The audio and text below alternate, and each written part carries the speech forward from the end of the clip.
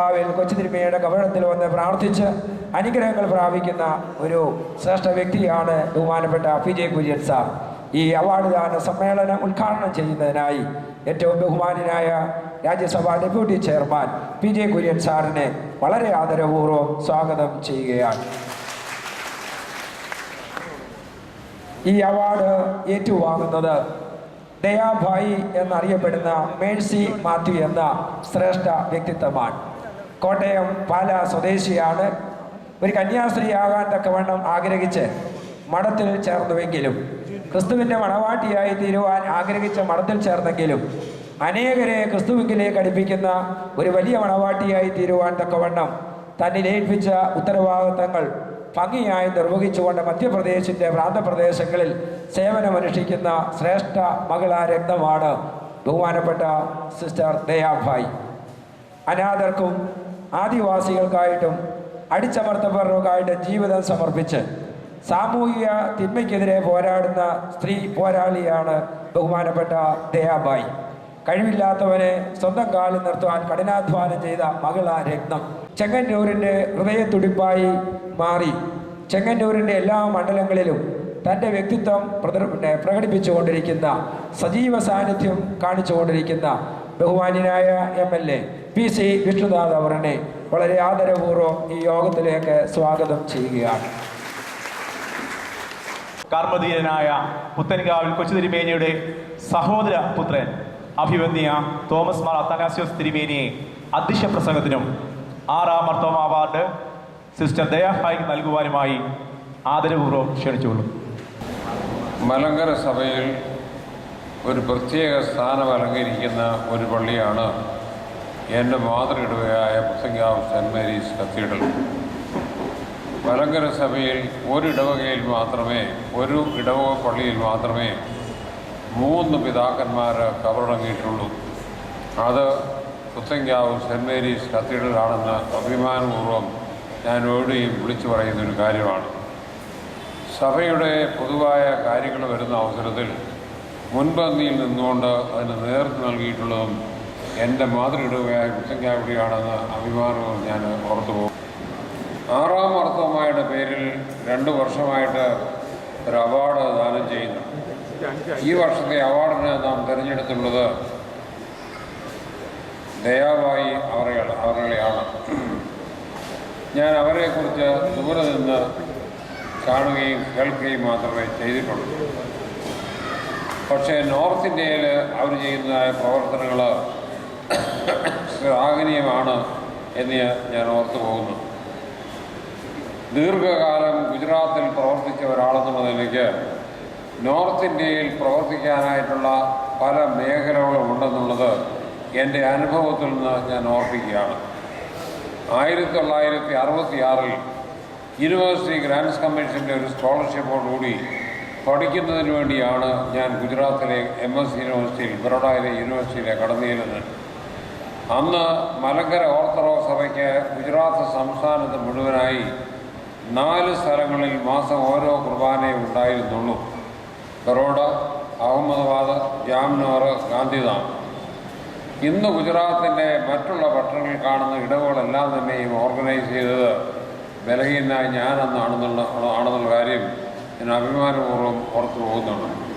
അതോടൊപ്പം തന്നെയും എൻ്റെ മേഖല എന്ന് പറയുന്നത് വിദ്യാഭ്യാസ മേഖലയാണ്. ഗുജറാത്തിൽ ആദ്യമായിട്ടൊരു മലയാളി ഒരു സ്കൂൾ തുടങ്ങുന്നത് ഇടവകയ്ക്ക് വേണ്ടി ബേസിൽ സ്കൂൾ ആരംഭിച്ചത് ഞാനാണ്. അതിനുശേഷമാണ് ഗുജറാത്തിൽ മറ്റുള്ള സംഘടനകൾ മുമ്പോട്ട് വന്ന് സ്കൂളിൽ ആരംഭിച്ചത്. ശബരി സ്കൂൾ തുടങ്ങിയത് അതിന് ശേഷമാണ്. എൻ്റെ സ്കൂളിലെ വൈസ് പ്രിൻസിപ്പലായിരുന്ന ഒരാളാണ് എൻ്റെ പ്രിൻസിപ്പലായിട്ട് ചാർജ് എടുത്തത്. അഹമ്മദാബാദിലെ സൗത്ത് ഇന്ത്യൻ സ്കൂൾ ഇതെല്ലാം തുടങ്ങിയിട്ടുള്ളത് 1969 ബറോഡയിൽ ഞാൻ ബേസിൽ സ്കൂൾ തുടങ്ങിയതിന് ശേഷമാണ് എന്നുള്ള കാര്യം ഞാൻ ഓർക്കുകയാണ് ചെയ്യുന്നത്. കഴിഞ്ഞ പ്രാവശ്യം ഞാൻ ബറോഡയിൽ ചെന്ന അവസരത്തിൽ എൻ്റെ പഴയ കറസ്പോണ്ടൻസ് ഫയലുകളൊക്കെ എടുത്ത് കാണുന്നതിനിടയായി മാറ്റിയെടുത്ത് വെച്ചിരിക്കാൻ ഞാൻ തിരിച്ചും മറിച്ചു നോക്കിയ അവസരത്തിൽ അന്നത്തെ എൻ്റെ മനസ്സ് എന്താണെന്നുള്ളത് എനിക്ക് മനസ്സിലാക്കാനായിട്ട് സാധിച്ചു. അന്നത്തെ കാതോലിക്ക ബാബായുമായിട്ടും അന്നത്തെ സഭയിലെ മെത്രാപ്പൊലിത്തന്മാരുമായിട്ടും ഒക്കെ ഞാൻ അയച്ച കറസ്പോണ്ടൻസ് കഴിഞ്ഞ ആഴ്ച അവിടുന്ന് വന്ന ഒരാൾ എന്നെ കൊണ്ട് ഏൽപ്പിക്കുന്നുണ്ട്. എൻ്റെ ബറോഡയിൽ ചെങ്ങന്നൂർ എൻ്റെ മുറിയിൽ ഇരിപ്പുണ്ട്. ആ കറസ്പോണ്ടൻസ് വായിച്ചാൽ മനസ്സിലാകും. അന്നത്തെ എൻ്റെ ചിന്താഗതി എന്ന് പറയുന്നത് ഗുജറാത്ത് മുഴുവൻ സഭയ്ക്ക് വേണ്ടി പിടിച്ചെടുക്കണമെന്നുള്ള ഒരു രീതിയിലാണ് ഞാൻ ഗുജറാത്ത് റോഡ് നടന്നുള്ളത്. എൻ്റെ കറസ്പോണ്ടൻസ് വായിച്ചാൽ മനസ്സിലാക്കാൻ സാധിക്കും. ഇന്ന് ദൈവത്തിൻ്റെ വലിയ കാരണമുണ്ട്, ഗുജറാത്തിൽ എൻ്റെ ചുമതലയിൽ 6 സ്കൂളുകൾ ഭംഗിയായിട്ട് നടക്കുന്നുണ്ട്. അനേക വിദ്യാർത്ഥികൾക്ക് നല്ല മാതൃക കാണിച്ച് നല്ല പാതയിൽ കൂടി അവരെ നയിക്കുന്നതിനായിട്ട് എൻ്റെ സ്കൂളുകൾക്ക് സാധിക്കുന്നു എന്നുള്ളത് ഗുജറാത്തിലെ മുഴുവൻ ജനങ്ങളും ഒരുപോലെ സമ്മതിക്കുന്ന ഒരു കാര്യമാണ്. ഇപ്പോൾ അവിടെ കളക്ടറായിരിക്കുന്ന മിസ്റ്റർ വിനോദ് റാവു, അദ്ദേഹം കന്നഡക്കാരനാണെങ്കിലും ജനിച്ചു വളർന്നത് ചേർത്തലയാണ്. അദ്ദേഹം പഠിച്ചത് ഒരു ക്രിസ്ത്യൻ സ്കൂളിലാണ്, ചേർത്തല സ്കൂളിൽ. അവിടെ ഞാനുമായിട്ട് ബന്ധപ്പെട്ട സമയത്ത് അദ്ദേഹം മറ്റ് സംഘടനകളിലൊക്കെയും പോകുന്ന അവസരത്തിൽ പലരും എന്നെക്കുറിച്ച് പറഞ്ഞു കേട്ട അവസരത്തിൽ അദ്ദേഹം എന്നോട് പറഞ്ഞു, bishop, you are doing a wonderful job in Gujarat. A person from Kerala has come to Gujarat and you are doing a wonderful job for the development of this state. So I want you to meet the Chief Minister of Gujarat, Mr. Narendra Modi. അങ്ങേരെ initiative എടുത്താണ് കഴിഞ്ഞ December മാസം 17-ാം തീയതി ഞാൻ ഗാന്ധിനഗറിൽ പോയി നരേന്ദ്ര മോഡിയെ അദ്ദേഹത്തിൻ്റെ ഓഫീസിൽ പോയി കണ്ടത്. കളക്ടർ പറഞ്ഞ അദ്ദേഹത്തിന് എന്നെക്കുറിച്ച് പല കാര്യങ്ങളും അറിയാമായിരുന്നു. ഞാൻ ആ അവസരം കൊണ്ട് പറഞ്ഞ് മനസ്സിലാക്കിയത് നമ്മുടെ സഭയെക്കുറിച്ചായിരുന്നു. ഇന്ത്യയിലുള്ള സഭകളിൽ ഇന്ത്യൻ സംസ്കാരം ഏറ്റവും കൂടുതൽ സ്വീകരിച്ചുള്ള സഭ എൻ്റെ സഭയാണെന്ന് ഞാൻ നരേന്ദ്രമോദി തള്ളയിലോട്ട് അടിച്ചു കയറ്റി. ഏത് പള്ളിയിലോട്ട് കടന്നു വന്നിരുന്നാലും നടുക്കൊരു നിലവിളക്ക് കാണാം, ഇത് ഇന്ത്യൻ സംസ്കാരത്തിൻ്റെ ഭാഗമാണ്. പഴയ പള്ളികളൊക്കെയും കല്ലുവിളക്കുകൾ കാണാൻ സാധിക്കും, കൊടിമരങ്ങൾ കാണാൻ സാധിക്കും, സ്ത്രീകളുടെ മന്ത്രകോടി, മിന്ന്, പള്ളിയിൽ ഉപയോഗിക്കുന്ന ചെറിയ മണിയും, ഇതൊക്കെ ഇന്ത്യൻ സംസ്കാരത്തിൽ നമ്മൾ കടമെടുത്തിട്ടുള്ള കാര്യങ്ങളാണ്. അതുകൊണ്ട് ഒരു തെറ്റുമില്ലെന്ന് വിശ്വസിക്കുന്ന ഒരാളാണ് ഞാൻ. നമ്മുടെ സഹോദരി സഭകളായ അർമീനിയൻ സഭ, കോപ്റ്റിക് സഭ, ഇത്യോപ്യൻ സഭ ഒക്കെ ഞാൻ കഴിഞ്ഞ ഒരു 4-5 വർഷത്തിനുള്ളിൽ സന്ദർശിച്ച അവസരത്തിൽ മനസ്സിലായ കാര്യം, നമ്മുടെ സഹോദരി സഭയാണെങ്കിലും അവർക്ക് അവരുടേതായ ചില പ്രത്യേക രീതികളുണ്ട്. പള്ളികളുടെ ഷേപ്പ് തന്നെ ഒരു പ്രത്യേക രീതിയിലാണ്, ഒരേ വിശ്വാസമാണ്. ഓരോ രാജ്യത്തും ക്രൈസ്തവ വിശ്വാസം പ്രചരിച്ച അവസരത്തിൽ അതത് സംസ്കാരം കൂടെ ഉൾക്കൊണ്ടുകൊണ്ടായിരുന്നു ഈ പ്രദേശങ്ങളിലെല്ലാം സഭ വളർന്നെന്നുള്ളത് ഒരു ചരിത്ര സത്യം മാത്രമാണ്. ഇന്ത്യയിലെ സഭ ഇന്ത്യൻ സംസ്കാരം എത്രയും കൂടുതൽ സ്വീകരിക്കാമോ അത് സ്വീകരിച്ച് വളരണം എന്ന് ശക്തമായിട്ട് ആർഗ്യ ചെയ്യുന്ന ഒരാളാണ് ഞാൻ. കുറേ വർഷങ്ങളായിട്ട് നമ്മുടെ ഹൈന്ദവ സഹോദരങ്ങൾ ദീപാവലി ആഘോഷിക്കുന്ന അവസരത്തിൽ ഞാനും ദീപാവലി ആഘോഷിക്കാറുണ്ട്. പക്ഷേ അതിനൊരു വേദവസ്തു അടിസ്ഥാനം ഞാൻ കണ്ടുപിടിച്ചിട്ടുണ്ട്. യേശുക്രിസ്തു തന്നെ പറയുന്നുണ്ട്, ഞാൻ ലോകത്തിൻ്റെ വെളിച്ചമാകും. I am the light of the world. Deepavali എന്ന് പറഞ്ഞാൽ it is a festival of lights. എൻ്റെ ഹൈന്ദവ സഹോദരങ്ങൾ അവരുടേതായ രീതിയിൽ ദീപാവലിയെ കാണുന്ന അവസരത്തിൽ ഞാൻ വേദവസ്തു അടിസ്ഥാനത്തിലാണ് ഈ ദീപാവലിയെ കാണുന്നത്. Jesus Christ is the light of the world. വീണ്ടും യോഹന്നാൻ്റെ ലേഖനത്തിൽ ഒരു വാക്യമുണ്ട്, ദൈവം വെളിച്ചമാവുന്നു, അവൻ ഇരുട്ട് ഒട്ടുമേയില്ല. ഇങ്ങനെയുള്ള സ്വീകരിക്കാവുന്ന കാര്യങ്ങളൊക്കെയും മറ്റ് മതങ്ങളിൽ നിന്ന് സ്വീകരിക്കണമെന്നുള്ള ചിന്താഗതിക്കാരനാണ് ഞാൻ. ഇന്ത്യക്ക് ഇന്ന് ഏറ്റവും കൂടുതൽ ആവശ്യമായിട്ടുള്ളത് മതസൗഹാർദ്ദമാണെന്ന് ഉറച്ച് വിശ്വസിക്കുന്ന ഒരാളാണ് ഞാൻ. അതുകൊണ്ട് ഏതൊക്കെ വിധത്തിൽ നമുക്ക് സഹകരിക്കാമോ ആ വിധത്തിലൊക്കെ സഹകരിക്കണം എന്ന് ഞാൻ ഓർപ്പിക്കുന്നു. മേഴ്സി മീൻസ് ദയ.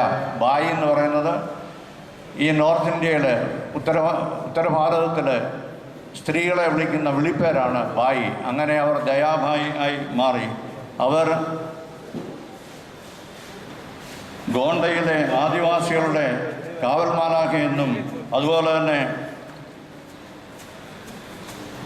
ടിൻസയിലെ റാണിയെന്നും അവർ അറിയപ്പെടുന്നു. അവർക്കാണ് ഈ വർഷത്തെ അവാർഡ് തിരഞ്ഞെടുക്കപ്പെട്ടത്. ഈ അവാർഡ് എല്ലാവരുടെയും സമ്മതത്തോടുകൂടി ഞാനിവിടെ വായിക്കുകയാണ്, സമർപ്പിക്കുകയാണ്. Saint Mary's Orthodox Cathedral Puthenkavu, Chengannur. പ്രശംസാപത്രം. 5ാമത് 6ാം മർത്തോമ അവാർഡ് സമർപ്പണവേളയിൽ സമാദരണീയായ ദയാഭായിക്ക് പുത്തങ്കാവ് ഇടവക മക്കൾ വിനയപുരസ്സരം നൽകുന്ന പ്രശംസാപത്രം. മലങ്കര ഓർത്തഡോക്സ് സുറിയാനി സഭയിൽ ചെങ്ങന്നൂർ ഭദ്രാസനത്തിലെ പൗരാണിക ദേവാലയവും തീർത്ഥാടന കേന്ദ്രവുമായ Puthenkavu Saint Mary's Orthodox Cathedral ഇടവക അംഗങ്ങളായി ജനിക്കുവാനും ജീവിക്കുവാനും കഴിഞ്ഞതിൽ ഞങ്ങൾ അഭിമാനിക്കുന്നു, ദൈവത്തെ മഹത്വപ്പെടുത്തുന്നു. വ്യത്യസ്ത കാലഘട്ടങ്ങളിൽ പ്രകാശഗോപുരങ്ങളായി മലങ്കര സഭയെ നയിച്ച 6-ാം മാർത്തോമ, 8-ാം മാർത്തോമ എന്നീ മലങ്കര മെത്രാപ്പോലിത്തന്മാരും കാതോലിക്കേറ്റ് രത്നദീപം പുണ്യശ്ലോകനായ പുത്തൻകാവിൽ കൊച്ചുതിരുമേനിയും അന്ത്യവിശ്രമം കൊള്ളുന്ന മലങ്കര സഭയുടെ ഇടവകയാണ് ഇത് എന്നുള്ളതിൽ ഞങ്ങളുടെ ഇടവക ധന്യമാണ്. ഇതിനെല്ലാം ഉപരിയായി 43 വർഷക്കാലം 1765 മുതൽ 1808 വരെ പുത്തൻകാവ് കേന്ദ്രമാക്കി മലങ്കര സഭയെ നയിച്ച ഈ ദേവാലയത്തിൻ്റെ സ്ഥാപകനും മലങ്കര സഭാചരിത്രത്തിൽ മായാത്ത വ്യക്തിമുദ്ര പതിപ്പിച്ച അസാധാരണ കഴിവും ബുദ്ധിസാമർഥ്യമുള്ള ഒരു ഭരണതന്ത്രജ്ഞനായിരുന്ന 6-ാം മാർത്തോമ എന്ന അഭിധാനത്തിൽ അറിയപ്പെടുന്ന വലിയമാർ Dionysius, his grace Dionysius the great തിരുമേനിയുടെ അദൃശ്യ സാന്നിധ്യത്തിൽ അനുഗ്രഹീതമാണ് ഈ ഇടവക എന്നതിൽ ഞങ്ങൾ അഭിമാനിക്കുന്നു. വിശുദ്ധ വേദപുസ്തകം മലയാളത്തിലേക്ക് വിവർത്തനം ചെയ്യുവാൻ ആരംഭമിട്ട ജീവകാരുണ്യ പ്രവർത്തനങ്ങൾക്ക് സഭ മുന്നിട്ടിറങ്ങണമെന്ന് ലക്ഷ്യം മുന്നിൽ കണ്ട് 3000 ഭൂവരാഹൻ 10500 രൂപ ഈസ്റ്റ് ഇന്ത്യ കമ്പനിയിൽ സ്ഥിരനിക്ഷേപമിട്ട ക്രാന്തദർശിയായ പുണ്യപിതാവിൻ്റെ പാവനസ്മരണയെ ശാശ്വതവൽക്കരിക്കുന്നതിന് ഭാരതത്തിൻ്റെ സാമുദായിക, സാംസ്കാരിക, സാമൂഹ്യ മണ്ഡലങ്ങളിൽ വ്യക്തിമുദ്ര പതിപ്പിച്ചിട്ടുള്ള ഒരു കേരളീയനായ വ്യക്തിക്കായിട്ട് ഈ ഇടവക ഏർപ്പെടുത്തിയ അവാർഡാണ് 6-ാം മാർത്തോമ അവാർഡ്. ഈ വർഷത്തെ അവാർഡ് ദൈവസ്നേഹത്തിൻ്റെ മൂർത്തിമത് ഭാവമായി ഭാരതത്തിൽ മാത്രമല്ല ലോകമെമ്പാടും അറിയപ്പെടുന്ന മഹിളാരത്നം, ഉത്തരേന്ത്യയിലെയും മധ്യപ്രദേശിലെയും അറിയപ്പെടാത്ത കുഗ്രാമങ്ങളിലെ അധസ്ഥിതരും നിർധനരും വിദ്യാവിഹീനരുമായ ഗോത്രവർഗക്കാരുടെ ഉന്നമനത്തിനും അവകാശങ്ങൾക്കും വേണ്ടി ലൗകിക സുഖസൗകര്യങ്ങളും സ്വജീവിതവും ഒഴിഞ്ഞുവെച്ച സ്വാധി, ആദിവാസികളുടെ അവകാശങ്ങൾക്ക് വേണ്ടി അവരിൽ ഒരാളായി മാറി വീറോടെ പോരാടിയ വിദ്യാസമ്പന്നയായ മുന്നണി പോരാളി, ദൈവകാരുണ്യത്തിൻ്റെയും ആത്മത്യാഗത്തിൻ്റെയും പ്രതിഫലേച്ഛയില്ലാത്ത കർമ്മങ്ങളുടെയും മഹത്വം തിരിച്ചറിഞ്ഞ് സ്വജീവിതത്തിലൂടെ വിളംബരം ചെയ്ത കർമ്മയോഗി, സമാദരണീയായ ദയാഭായിക്ക് പുതിയ കർമ്മകാണ്ഡങ്ങൾ വിരചിക്കുവാൻ ആയുരാരോഗ്യവും കർമ്മകുശലതയും പരമകാരുണ്യനായ ദൈവം വരദാനമായി പകരട്ടെ എന്ന് പ്രാർത്ഥിച്ചുകൊണ്ടും Puthenkavu Saint Mary's Orthodox Cathedral ഇടവകയുടെ 5-ാമത് 6-ാം മാർത്തോമ അവാർഡ് സാമോദം, സാദരം, സസ്നേഹം സമർപ്പിക്കുന്നു. ഈ അവാർഡിൻ്റെ ഭാഗമായിട്ടുള്ള പ്രശംസാപത്രവും 25,000 രൂപയും സമാദരണീയായ ദയാഭായിക്ക് ചെങ്ങന്നൂർ ഭദ്രാസനാധിപൻ അഭിമന്യ തോമസ് മാർ അത്താനാസ്യോസ് തിരുമേനി സമ്മാനിക്കുന്നതാണ്.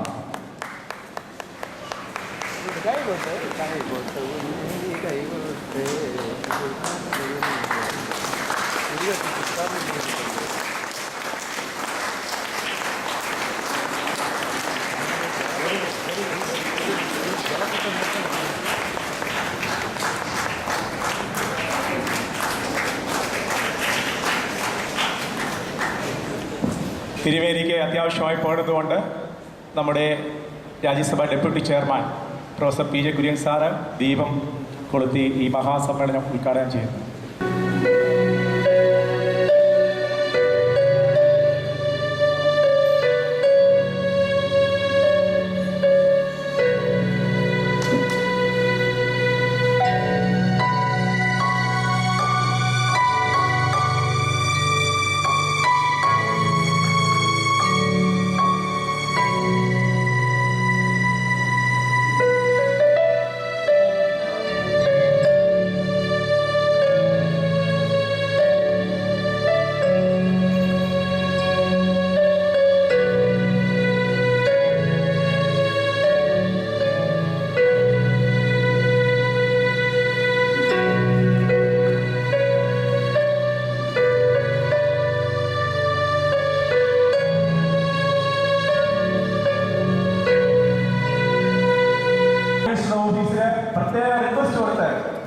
ഇന്ന് റോഡിലിരിക്കേണ്ട കുര്യൻ സാറ് അതിന് പോകാതെ നമ്മുടെ മഹാസമ്മേളനം ഉദ്ഘാടനം ചെയ്യുകയാണ്. അദ്ദേഹത്തെ ആദരപൂർവ്വം ക്ഷണിച്ചുകൊള്ളുന്നു.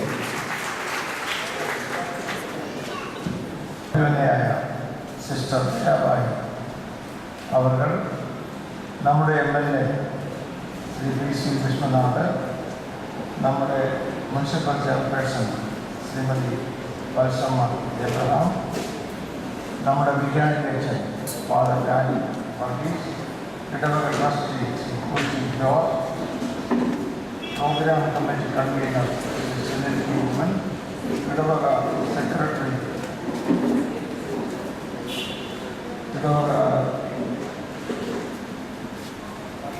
സെക്രട്ടറി ശ്രീ വർഗീസ് തോമസ്, സഹവികാരി ഫാദർ ജോൺസൺ ടി ജോർജ്, വന്യരായ മറ്റ് വൈദികരെ, സഹോദരിമാരെ, സഹോദരങ്ങളെ, സുഹൃത്തുക്കളെ, എല്ലാവർക്കും വന്ദനം.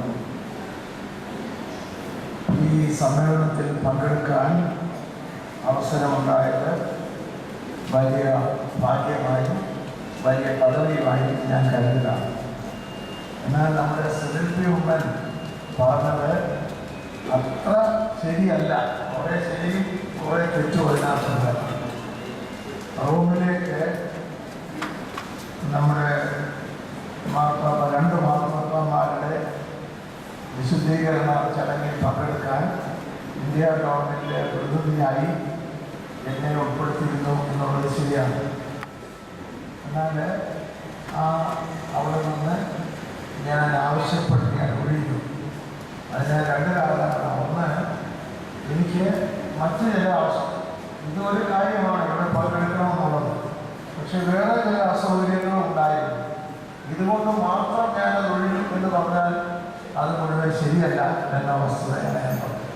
ഇതും ഒരു കാര്യമാണ് എന്ന് പറയാം, മറ്റു ചില അസൗകര്യം ഉണ്ടായിരുന്നു. അത് മാത്രമല്ല, കഴിഞ്ഞ വർഷം 2 പ്രാവശ്യം റോമിലെ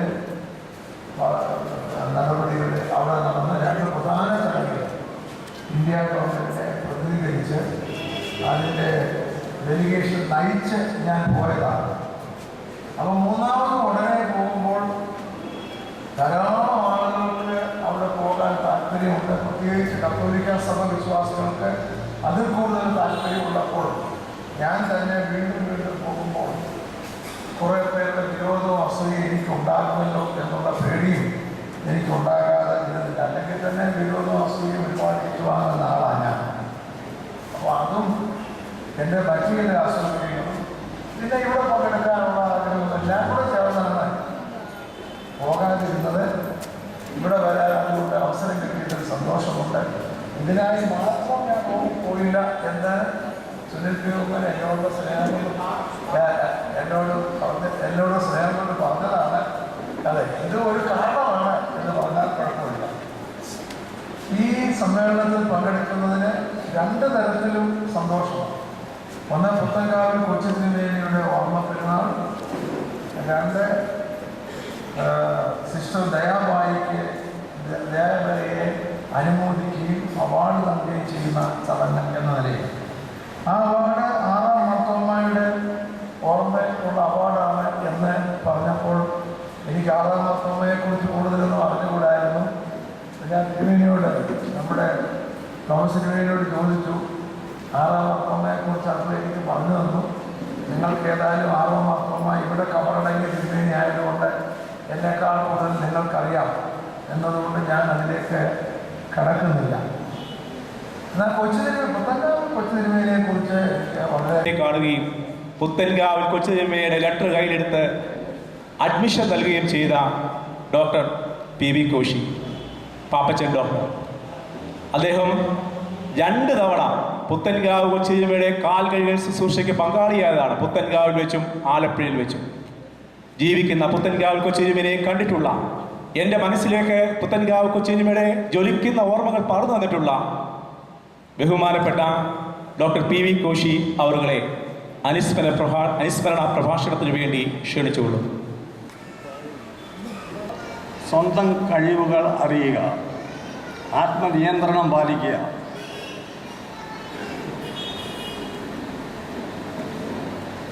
ആത്മാഭിമാനം ഉണ്ടായിരിക്കുക. ഇവ 3 ഉണ്ടെങ്കിൽ ഒരു ഭരണാധികാരിയുടെ ശക്തി കിട്ടും എന്നെ പറഞ്ഞ് മനസ്സിലാക്കും.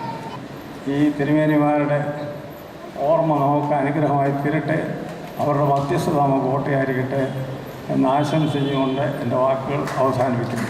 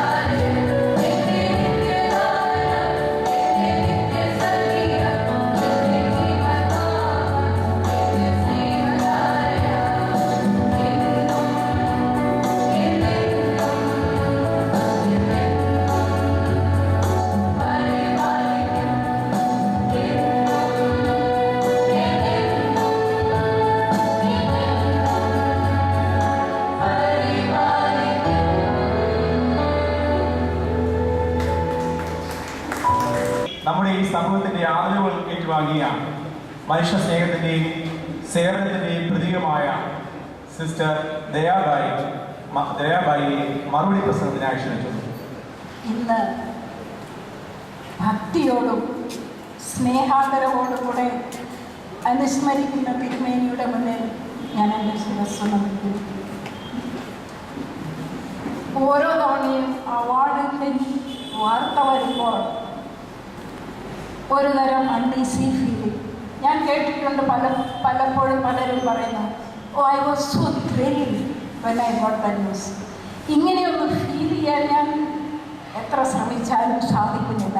ഒരിക്കലും ക്യാമറയുടെ മുന്നിലോ ഇങ്ങനെയൊരു സദസ്സിൻ്റെ മുന്നിലോ നിന്ന് സംസാരിക്കാൻ എന്ന കാര്യം പോലും ഞാൻ ഓർത്തിട്ടില്ല.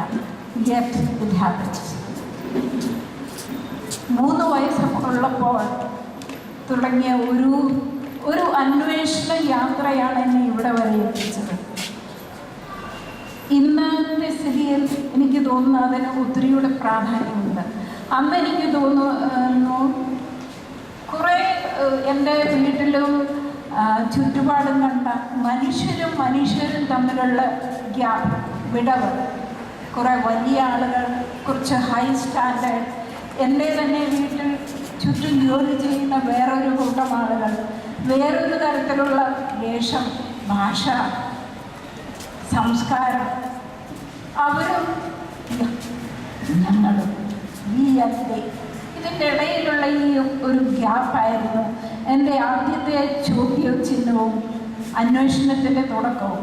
അതേസമയം ആ ദൂരെയുള്ളവരോടുള്ള ഒരു പ്രത്യേക ആകർഷണവും എന്തോ ഒരു പ്രത്യേക വികാരവും. ഇന്നത്തെ സ്ഥിതിയിൽ പറഞ്ഞാൽ ഒരുപാട് തരത്തിലുള്ള സോ കോൾഡ് ഡെവലപ്മെൻറ്റ്, ടെക്നോളജിയിലും കമ്മ്യൂണിക്കേഷനിലും എല്ലാം ഒരുപാട് പരിഷ്കാരങ്ങൾ, ബന്ധം പുലർത്തുവാൻ കൂടുതൽ സാധ്യതകൾ, അടുത്തറിയുവാനും കമ്മ്യൂണിക്കേറ്റ് ചെയ്യാനും. എങ്കിലും സാഡ് ടു സേ ഇന്ന് ഈ വളരെ പ്രധാനപ്പെട്ട ഒരു കൂട്ടം ബന്ധം, മനുഷ്യബന്ധം, മനുഷ്യനും പ്രകൃതിയുമായിട്ടുള്ള ബന്ധം, നമുക്ക് ജീവിതത്തിൻ്റെ ആധാരമായിട്ടുള്ള ഈ മദർ എർത്തുമായിട്ടുള്ള ബന്ധം, കുടുംബത്തിനകത്ത് സ്വന്തം സഹോദരങ്ങളും മാതാപിതാക്കന്മാരുടെയും ഇടയിലുള്ള ബന്ധം, ഇവയെല്ലാം എവിടെയൊക്കെ തകർന്നുകൊണ്ടിരിക്കുന്നു എന്നാണ് എനിക്ക് തോന്നുന്നത്. പ്രത്യേകിച്ചും കേരളത്തിൽ വിദ്യാഭ്യാസവും പരിഷ്കാരവും എല്ലാം കൂടുതലുള്ള കേരളത്തിൽ. അതുകൊണ്ട് അനാഥാലയവും വൃദ്ധമന്ദിരങ്ങളുടെയും ഒക്കെ എണ്ണം കൂടിക്കൊണ്ടുവരുന്നു. ഞാൻ കൂടുതൽ പ്രസംഗിക്കുന്നില്ല. എന്നാലും ഒരുപക്ഷെ പലതവണ സംസാരിച്ച് പലരും കേട്ടിട്ടുള്ളത് എനിക്ക് പറയാനുള്ളൂ. കാരണം ചിലരൊക്കെ എന്നോട് പറഞ്ഞ എൻ്റെ ജീവിതത്തെ പറ്റി പറയാൻ ഓരോ തവണയും പുതിയ കഥകൾ പറയാൻ സാധിക്കുന്നില്ല. ഉള്ളത് യാഥാർത്ഥ്യമാണ്.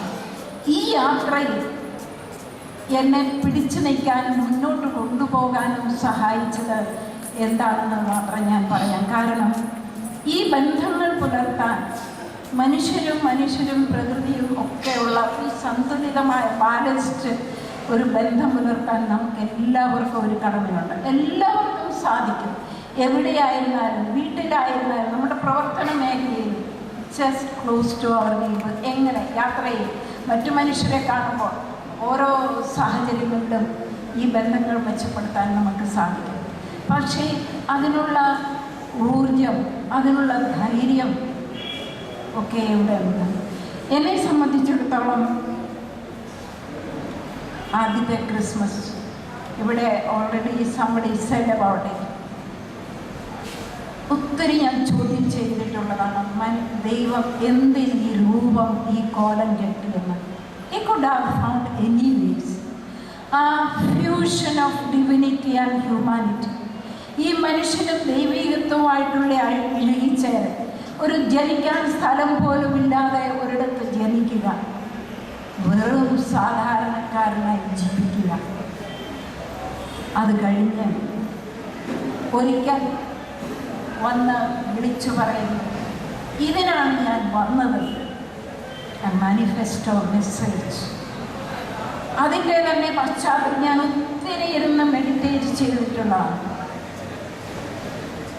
ഒരുപക്ഷെ കൊച്ചുനാളിൽ മുതലേ നടക്കുമ്പോഴും ആ അച്ഛൻ്റെ കൂടെ ജോലി ചെയ്യുമ്പോഴും ഒക്കെ ചുറ്റും കാണുന്ന കാഴ്ചകൾ, ഈ അനീതിയും ചൂഷണവും ഒക്കെ കണ്ട് മടുത്ത് അതെല്ലാം സ്വന്തം വേദനയും ഒക്കെ ആക്കി. He was charged with the aches and pains of the people. അത് കഴിഞ്ഞ് സ്വസ്ഥമായിട്ട് ഒരിടത്ത് പോയിരുന്ന് പ്രാർത്ഥിച്ചു. Then he was again charged with the Spirit. അങ്ങനെയാണ് he could speak.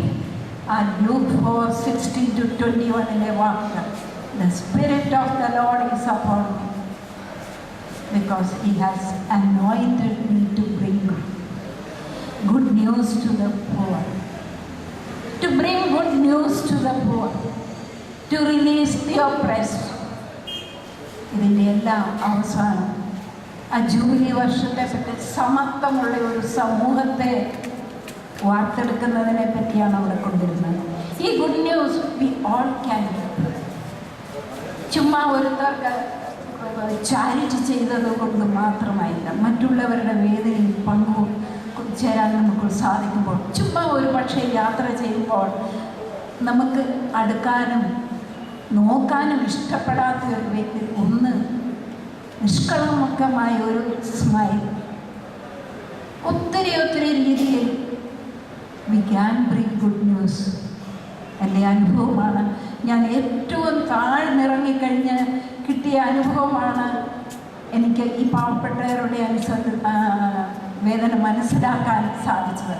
ഞാനിപ്പോൾ പറയുന്നില്ല, ഒരുപാട് തവണ യാത്ര ചെയ്യുമ്പോൾ മലയാളികൾ സോ കോൾഡ് സുപ്പീരിയോറിറ്റി, ഈഗോയും അഹംഭാവവും നിറഞ്ഞ മലയാളികളിൽ നിന്ന് ഓരോന്നും ഏറ്റുവാങ്ങിയപ്പോഴാണ് എനിക്ക് തോന്നുന്നത്, ഹൗ ഈ താഴേക്കിടയിലുള്ളവർ എന്തൊക്കെ ആയിരിക്കും അനുഭവിക്കുന്നത് മറ്റുള്ളവരുടെ ഇടയിലേക്ക് ചെല്ലുമ്പോൾ. ഇതൊക്കെ വെച്ച് എനിക്കൊരു പുതിയ തിയോളജി തന്നെ, എനിക്ക് ഊർജ്ജം പകരാനും എനിക്ക് ശക്തി തരുവാനും എന്നെ മുന്നോട്ട് കൊണ്ടുപോകാനും ഒക്കെ ചിലതൊക്കെ വാർത്തെടുക്കേണ്ടി വന്നു. ചില വിചാരങ്ങൾ, ചില ചിന്തകൾ, അതൊക്കെ ഈ സാധാരണ പ്രകൃതിയിലുള്ള എല്ലാത്തിൽ നിന്നും. ഇപ്പം ഞാൻ ഗുഡ് ന്യൂസ് പറഞ്ഞതുപോലെ ക്രിസ്ത്യൻ അല്ലാത്തവർക്കും ഒരു ഭാരതീയനും ഏതാണ്ട് അതേ രീതിയിലുള്ള വാക്കുകൾ നമുക്കെല്ലാവർക്കും അഭിമാനിക്കാവുന്നതും ഒരുപക്ഷെ അത് നടപ്പാക്കാൻ ശ്രമിക്കാവുന്നതുമായ ഒരു വാക്കുണ്ട് നമ്മുടെ ഭരണഘടനയിൽ. We the people of India, having solemnly resolved to constitute India into a sovereign, socialist, secular, democratic republic, and to give to all its citizens, all, not only to Christians, not only to rich, not only to the powerful, but to all, justice, social, economic, and political, liberty of thought, belief, faith, worship, and expression, equality of status and opportunity, and to promote among them all. Friends, നമുക്ക് മറക്കാൻ പാടില്ലാത്ത ഈ വാക്കുകളാണ്. ഞാൻ സ്ഥിരം meditate ചെയ്യുന്ന ഈ രണ്ട് കൂട്ടങ്ങളാണ്: manifesto message, preamble of the constitution. ഇത് രണ്ടും ശരിക്കും നമ്മളുടെ രക്തത്തിൽ കൂടെ ഒഴുകുകയാണെങ്കിൽ ഈ ചുറ്റോട് ചുറ്റും കാണുന്ന പലതും കണ്ടില്ല എന്ന് അഭിനയിച്ച് എനിക്കിതിൽ റോളൊന്നുമില്ല എന്ന് മനസ്സിൽ സമാധാനപ്പെട്ട് പോകാൻ നമുക്ക് സാധിക്കില്ല. ഓരോ നടപ്പിലും ഓരോ കാഴ്ചയിലും നമ്മളോട് പറയും, കൊതിച്ച് ടേക്ക് ദിസ് സ്റ്റെപ്പ്. അതുകൊണ്ടാണ് മടുപ്പില്ലാതെ ഞാൻ ഈ വാക്കുകൾ വീണ്ടും വീണ്ടും 4 പേര് കൂടുമ്പോൾ പറയാറുള്ളത്. Because it has given me enormous strength and power, ഒരുപാട് ഊർജം. ഞാൻ പലപ്പോഴും പറയാറുണ്ട്, എതിർപ്പുകളാണ് എനിക്ക് ഒത്തിരി മൂർച്ചയും കൂട്ടത്. അതുപോലെ തന്നെ ഈ 2 കാര്യങ്ങൾ. ഫ്രണ്ട്സ്, ഞാൻ അധികം പറയുന്നില്ല. എല്ലാവർക്കും ഒത്തിരി നന്ദി പറയുന്നു. ഈ അവാർഡ് വേണ്ടിയിട്ട് എന്നെ തിരഞ്ഞെടുത്ത ജൂറിക്കും ഓർത്തഡോക്സ് സഭയിലെ ചുമതലപ്പെട്ട എല്ലാവർക്കും ഹൃദയപൂർവ്വം നന്ദി പറയുന്നു. എനിക്കൊത്തിരി സഹായിച്ച, ഒരുപാട് യാത്രയിൽ കൂടെ കണ്ട എൻ്റേതായ ആക്കിയ ചില തത്വങ്ങൾ 2 കവിതയിൽ കൂടെ വായിച്ചിട്ട് ഞാൻ അവസാനിപ്പിക്കുന്നു. Beyond the small things. നമ്മളെ വലിയ എനിക്ക് ഒരിക്കലും അഭിമാനിക്കാനില്ല ഞാൻ ഒത്തിരി വലിയ കാര്യം ചെയ്തിട്ടുണ്ടെന്ന്. പക്ഷെ കൊച്ചു കാര്യങ്ങൾ, പലപ്പോഴും ശ്രദ്ധിക്കാതെ പോകുന്ന കൊച്ചു കാര്യങ്ങൾ, കൊച്ചു ജീവികൾ, കൊച്ചു സാധനങ്ങൾ, കൊച്ചു മനുഷ്യർ. Beyond the small things. When I look up to the sky, I see the tiny stars scattered all over. On the seashore or on a riverside, I notice the grains of sand for which hardly anyone cares. ഇത് അന്ന് എഴുതിയപ്പോൾ അങ്ങനെ തോന്നി. പക്ഷേ ഈ പശ്ചിമഘട്ട യാത്രയിൽ കൂടെ യാത്ര ചെയ്യുമ്പോൾ സാൻഡ് എന്ന് പറയുന്നത് ആരും നോട്ടീസ് ചെയ്യാത്തൊരു സാധനമല്ല എന്നിപ്പോൾ എനിക്ക് മനസ്സിലാവും. ഒരുപാട് വിലയുള്ള, ഇതിൻ്റെ പേരിൽ ഒരുപാട് പ്രകൃതി ചൂഷണം നടക്കുന്ന ഒരു സാധനം കൂടിയാണ്. Yet I noticed this simple grains of sand. All along the fields and the forest, I look at the tiny, wild pink beauty and the little blue flower with just 2 leaves below it. The insects and worms break the monotony of the green meadow. They are the finishing touch of the great artist. Look at the often unnoticed small people. These half-naked humans, those nose-watering small children play so very carefully. Do you see that bundle of bones with a bit of skin and flesh around, clad in a torn sari? She's called a poor woman. Do you see her trying to fit in the crowd that cares not? Look into her eyes. enter yourself into her heart. Put yourself in her naked feet. Now listen. Listen silently within you. Listen to your inner voice. You will never be the same. Great are the small things, great are the small people, and it is great to find greatness in them. ഒരു 2-3 വാക്കുകൾ കൂടെ. ഈ യാത്രയിൽ എപ്പോഴും പലപ്പോഴും എന്നോട് ചോദിക്കാറുണ്ട്, എങ്ങനെയാണ് പ്രാർത്ഥനയൊക്കെ? പ്രാർത്ഥിക്കാറുണ്ടോ? കത്തോലിക്ക സഭയോട് ചേർന്നാണോ? കുർബാനയുണ്ടോ? ഇതിനെല്ലാം I had to find new meaning. Cut not the umbilical cord. Cut not the umbilical cord. Oh, please cut not. It might drain me of my life. Cut not the umbilical cord. ദൈവവുമായിട്ടുള്ള എൻ്റെ പൊക്കിൾ കൂടി ബന്ധമാണ് ഈ പറഞ്ഞു കൊടുത്തത്. Cut not the umbilical cord, oh please cut not. My existence severed from you is unthinkable for any time.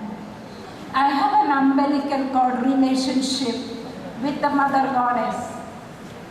It's only this relationship that keeps me going on. Yes, the telephone connection with the Upperwali is the secret of this code. Oh, do not disconnect.